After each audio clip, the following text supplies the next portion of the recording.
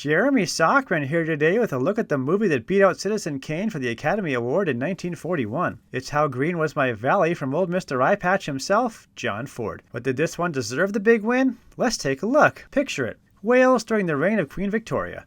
The Morgans are a proud coal mining family with a whole heck of a lot of kids. The youngest, Hugh, reminisces about how green his valley was, but we'll have to take his word for it since this movie is in black and white. We get to see singing, prayer time, dinner, washing up, and a wedding party. Unfortunately, it's the olden days, and the workers of the mine are treated like the dirt they work in, so they strike. Something has gone out of this valley that may never be replaced. Uh-oh. Hugh and his mom fall in a frozen river and end up convalescing. Hugh takes to books and gets book smart. So smart they send him to school once he can walk again. But number 2, in the olden days, the teachers beat the kids worse than the bullies. Hugh learns boxing, and his coach teaches old Mr. Teacher how to count to 5. Did I mention it's the olden days and everything sucks? One Morgan dies in a mine accident. 2 more are laid off and flee to America. Another marries a rich man but secretly loves the preacher and wants a divorce. Then, spoiler alert, Papa Morgan dies in the mines too.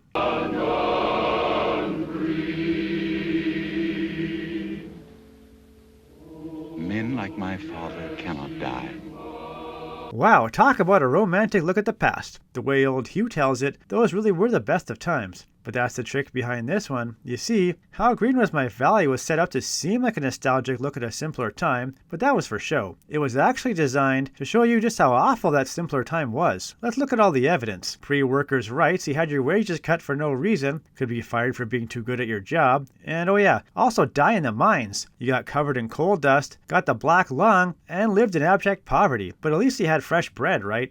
Only currant bread I made today. Blasphemy, sacrilege, and hypocrisy! Women couldn't work. They had to marry for status, not love. Then if they wanted out, the town gossips took over and ruined everyone's lives. Teachers got physical, there's no running water, rampant drunkenness, a severe lack of shortbread, and oh yeah, the slag heaps eventually ruined the valley anyway.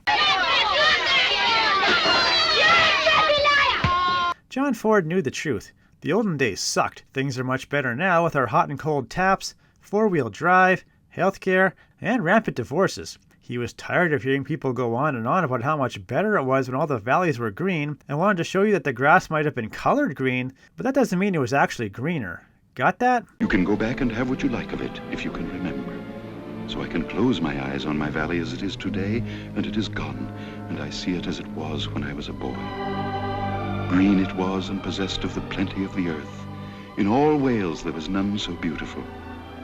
So in the end, by hammering home how awful life was under the rule of Queen Victoria, John Ford's How Green Was My Valley wanted to make people open their eyes to the fact that the future, or I guess the present, well, now it's actually the past, but you get the idea, that the non-Victorian era was great, and we should all be happy to live in it. I'm Jeremy Sockman, and I'm giving the feel-good pep talk hidden inside How Green Was My Valley my seal of approval.